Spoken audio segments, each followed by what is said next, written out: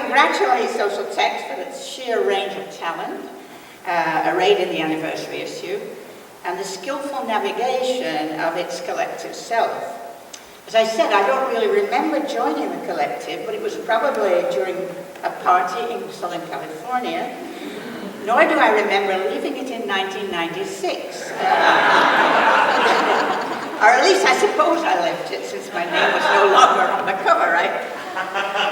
Of the collective itself, I remember sitting often on the floor and looking up at the big three, Frederick Jameson, Stanley Aronowitz, and a third, who was John Brinkman, but in my recollection seems to have morphed into Cornel West. The combined presence of these men was so overpowering that it produced a kind of catatonic state. Don't misunderstand me, I admired them all. I thought Frederick Jameson's Marxism and form truly amazing, but especially considering the rather deadly literary criticism of the time.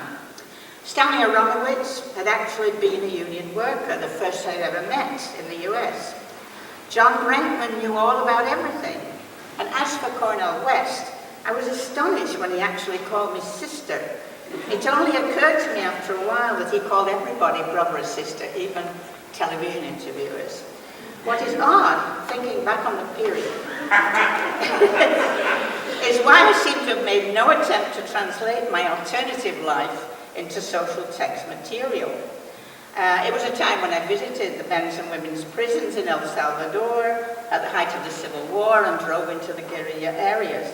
I was in Chile and Argentina during the military governments, and I monitored the Nicaraguan election when the Sandinistas lost. I think was about the only one to notice that women were extremely disaffected. Indeed, my sole contribution to social text at this time was a redundant essay on Borges. Perhaps the reason for this was I felt more at home working in a very different collective, the collective that produced Tabloid, a journal of mass culture and everyday life, with its Monty Python-inspired graphics and its close watch on the Reagan years, on the disciplining of university and the militarization of everyday life. In contrast to the levity of Tabloid, social text seems to me, and in spite of the jokes we heard, serious, right? A serious journal. It is also morphed from the hands-on production of its early days to what Brent Hayes Edwards and Anna McCarthy and Randy Martin acknowledge as the rationalized standard timeline of the scholarly journal, while offering, I quote, a modest and partial antidote to the university's rating-driven demand of incessant comparison. The self-portrait, if it can be so termed, that they give in their essay on the collective stresses the adaptability and longevity of the journal. With Obama-like idealism, the authors note that the adaptability of the journal takes on a special poignancy in an organization centered not around the vision of a single ego mission or disciplinary foundation, but instead around the reciprocal practice of a changing group that agrees to discover and rediscover its political common ground in the ways it comes together, notwithstanding the arguments that you mentioned earlier, right? This anniversary issue is heavy duty, hard to read. Only rarely does its spark of humor light up the show, and that is, for me, when David Kazanjian, in of all places, an essay on Marxism, argues for thinking outside the frame and for the potential of yapping.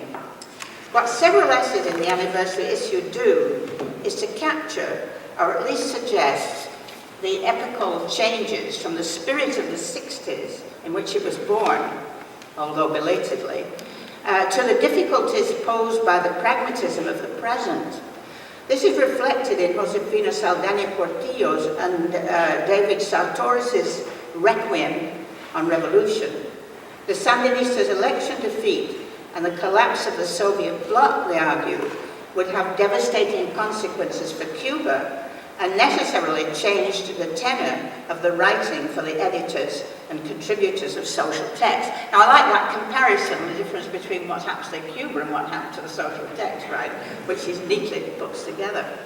In a different way, it's also reflected in an essay by Ed Cohen and Julie Livingston on AIDS, in which they summarize an intellectual and moral moment, one in which new ideas and technologies arise, even as distributive gaps widen, and in which critical community constitutes a matter, or the matter, of life and death, even as geopolitical borders are violently shored up and policed.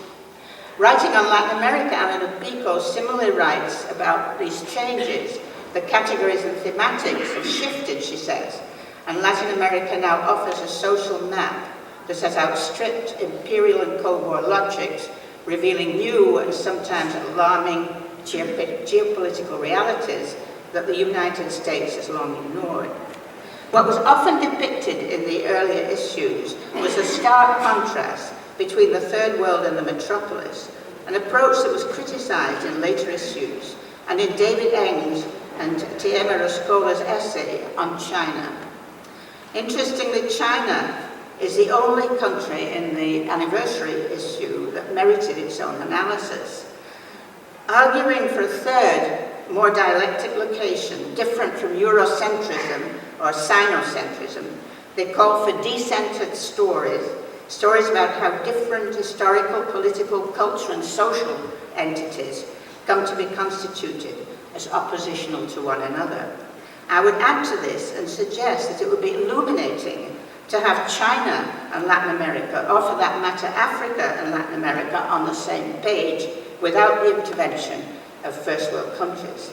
I would love to see a thorough account, for instance, of China's courting of Latin America before and after the Cultural Revolution. That was rather similar to Russia's post-revolutionary recruitment from Africa and Latin America. There's some fascinating stories to tell about Peru's hijacking of Maoist language and methods. It was the coveted trip to the east that converted the Peruvian Abimael Guzman to Maoism, and his launching of a Mao-imagined civil war that led to a total of 69,000 dead between victims of the army and the Sendero. With a plethora of collective talent, I'm sure there are many new projects in the pipeline, but I cannot end up without registering my objection to the cover of the anniversary issue. I suppose it was intended to suggest social text commitment to social movements. That is the front cover. And it's a commitment to isolated thought, as illustrated by the boy from the Amazon basin devouring an issue of the social text. I found the cover shocking for several reasons. The front cover is of a demonstration that was organized by Peruvian women in support of the Vaso de Leche, the glass of milk program, designed to supply free milk for poor children. It was started and run by Lima women while civil war was raging in the highlands, and it must have taken courage to take to the streets. Soon after the program was launched, the Sendero moved the war into Lima, and the coordinator of the program, Juana Lopez, was assassinated. In 1991, Maria Elena Moyano, president of the Women's Federation, was shot in front of her children and her body dynamited. The glass of milk program was eventually endorsed by the government and administered by municipalities, some of which shortchanged the poor by diluting the milk.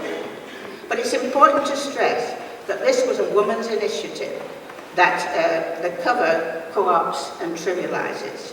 Why the intrusion of two males into the picture, one of whom holds up a copy of the first issue of Social Text?